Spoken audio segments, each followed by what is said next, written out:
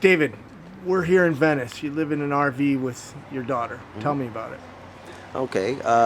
Well, this RV thing started before we actually got this RV. About, I'm gonna say 9 months ago now. We were living in our cars. Before that, we were living in apartments. Now, my daughter had an apartment with her boyfriend. I was rooming with someone else. And consequently, the long story short is that we ended up both being out on the street at the same time. I had a vehicle, she had a vehicle, so we started sleeping in the vehicles. We do have a dog and 2 cats, so that was also a difficulty in getting housing. Housing also wanted a 700 credit score, upwards of $3,000-4,000 to move in, counting last month's rent, to pet deposits, etc. So my story is that to facilitate not being in the car and being kind of in between that gap of not being able to find affordable housing, we decided to spend that money on an RV so we would have some place to sleep. Now, while all this is going on, you both are working. You have full-time jobs. That is correct. My daughter's actually worked 2 jobs. I've actually worked 2 jobs as well, but this the job that I had right now was been semi full-time. I'll say that. The hours fluctuate. But you're working. Yes, definitely working. Even when you're living in your cars, you're working. Exactly. But you just couldn't afford an apartment. That is correct. It's very difficult to stack $3,000-4,000 when you're trying to eat and you're trying to bathe and care for each other and do other things. Like I have a medical situation going on right now that's taking all the money that I just worked for last week out of my pocket, and I don't know where the next money's coming from, and I still don't have a place to live except for this RV. Now, you're telling me living in an RV is like... Yeah, all that thing. Yeah, living in an RV to me seems, and I try to laugh at it humorously, but it's like living in a spaceship, like the movie Lost in Space or Star Trek, where you get into your ship and you fuel up and you say, oh, I want to go to the next adventure. I want to go to some land where it's peaceful. Well, they'll let me be me, and then you pull into wherever it is. And undoubtedly, I've seen in 9 months, I've seen a lot of different reactions, most of them being negative. Some people are okay with it, but a lot of them are like, hey, get out of here. You can't be here. And then they have no answer as to where you're supposed to go. If you have anything over a 22-foot trailer, then that also makes more parking restrictions. So again, you don't have a place to go. It's interesting because sometimes actually, like when you park somewhere and you get out and you plant and you go, this must be friendly. There might be somebody in another RV that comes out and says, hey, there's too many of them here, or they're gonna run us off. So it really is kind of like being lost in space. And then people will steal stuff off of your ship. It's dangerous wherever you go to that new planet or that new parking spot. And the parking enforcement is brutal over here. In fact, today my daughter just got a ticket while she was standing there. Her car was parked in the red about 6 maybe to 8 inches, and the parking enforcement lady got out and wrote her a ticket while she was yet standing there, saying, "Okay, I'm going to move my car."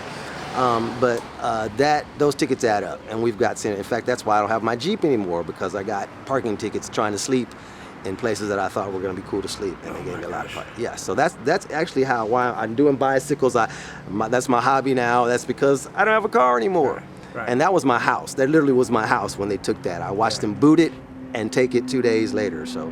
Oh my gosh. Yeah. Mm-hmm. Now. No. The hardest part of mobile homeless is finding a safe place to park. And you've been out here 9 months. Indeed. That must be crazy. Tell me about it. Yeah, when I first purchased this RV, I guess about 9 months ago, we looked and saw where all the other RVs were parked in this area, in the Venice area. And there were a lot of them parked on Venice Boulevard, west of 405 all the way down to Lincoln. Okay, so we went over there first, and we parked there, and we were there about 2 hours, and I turned everything off, and it was like our first day, and then I got ready to step outside, and there was a manager of an apartment building, and he came out and he said, "You can't be here." And I said, "Okay, you got to explain a little bit more. What do you mean?" You're going to be here 4 or 5 days. You're going to be here a week." And I said, "Sir, I just pulled up here. How do you know that I'm going to be here any days?" "Oh, yeah, everybody says that and they don't stay." So my daughter popped out and she said, well, what's the problem? You just don't want us to be here, right? And he said, yes, that's the problem. My tenants don't want to be here. They don't want to see you. But you don't have any other place to go. Well, at that time, I definitely didn't, because I had a charging problem and I couldn't start the vehicle. So I spent the next 2 hours racking my brain trying to figure out how to get that vehicle out of there, because that was my first experience. Now, since then, I've gotten my charging situation a little bit better, and I've kind of figured out that if you're not around a business or a residence, they don't bother you too much. But I've been at this spot here for about 2 months, and they've tried to ticket me 4 times. In fact, I was literally on the front wiping the window, and the lady was behind me writing a ticket, and my daughter said, oh, here she comes, and I jumped in and took off with everything still wrapped up on it. So it's difficult, and it takes money out of your pocket, and it takes time, and it's stressful, and yeah. So this is no place, this is no way to live. No, it isn't, and I think we want what everybody else wants, and that's just a couple of walls and a mirror and a bathroom where you can, do your things that you need to do in private, bathe yourself, whatever, medicate yourself, have some privacy. Have some privacy, some place to cook your meals. Yeah, so we're not asking too much more than that. But what I am really asking is, can we make it affordable? Can we make housing, just the simplest housing, affordable? If you have a job, and you're not able to afford a car and a place to live, then it becomes a little bit futile, and then it becomes depressing, and that's why people fall into these holes they can't get out, and they're stuck with a basket pushing it down the street. I will say this, my daughter's story is slightly different.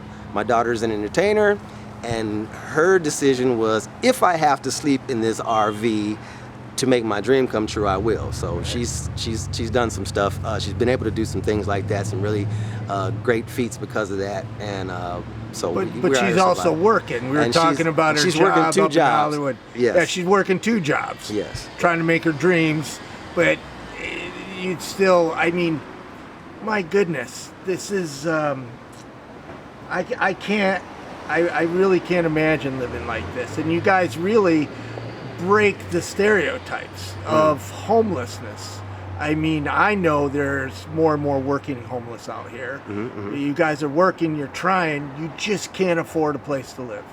Yeah, that's the bottom line, and we know we're not alone. I've kind of kept an eye on what's going on near Anaheim Stadium. I think they maybe tallied up about 400 people that were in tents out there. They also did a study that said about 40 to 50% of those people had jobs. So that means that they were coming out of a tent, which we have done before, coming out of a tent and going to work. I did that. This is not my first time. In fact, I did that 6 years ago, I think. I was working at a hotel in downtown, and I had a tent in my grandmother's backyard. That was the best I could do at that time. Wow. Yeah, so we it's an upward climb, but we do just simply want affordable housing. We don't want anything fancy, just what everybody else wants. What's your future like? My future is right now, it's funny because the necessity is the mother of invention, and my daughter and I have had this, but she's a girl, and it's closing in on us. So we're either talking about going bigger, getting something bigger so that we can still not have to pay this rent. She's trying to get her credit together so that she can go into a place without all of the hassles that she had last time. And for me, the future lies in simply going to work and hoping that the powers that be understand what's going on out here, and the people that are working are trying to get affordable housing. I hope they do build an MTA. I hope they build whatever they need to do, build something at the MTA. I hope they build whatever they do to help whoever it needs to be. I'm not necessarily, sleeping on the street per se, but it is a big responsibility being here. This takes money. This takes gas every week to move it. They make me move it every week. Yeah. If they don't, I'm going to get a $100 ticket at least. Food is very expensive, especially on Venice. So when we're working, a lot of people think, well, if you got an RV, you don't have to pay anything. Now, that's not true. We go through water. We buy a lot of water, supplies, medical supplies, dog food, cat food, etc. So It's part of our work. every- yeah. It's work. I mean, you don't just go to the kitchen and turn on the faucet, Yes. you know? And it rained for 2 days the other day, and I have a couple of leaks up there. So I had to put up tarps and all that while I had a hurt hand and all that. So yeah, it's tough out here. It's tough. If you had 3 wishes, what would they be? 3 wishes. One, concerning this particular issue, more attention to it, more serious attention to it. A personal wish would obviously have to be more resources. More resources is what I need. I don't necessarily need more money or more cars, but more resources, more places to do what I needed to do. In my future, I see myself sitting in a living room, watching my television, cooking some dinner, and having some, family or friends around and stuff like that, because that's what I'm used to doing. That's what we all like to do. Nobody likes to be out here. Please don't make that mistake and think that anybody wants to be out here on the street.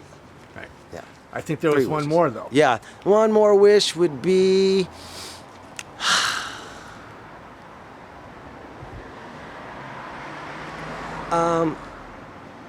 I wish people would be more human. I wish they would just see the people that are on the street or anywhere and not assume that they're okay. Because sometimes they're not. Sometimes they need a hug, sometimes they need resources, and you never know. So Love your neighbor. Yeah. I would wish that. I would hope that and people will pay attention to it. Great wishes. Well, thank you very much for talking to me. Thank you.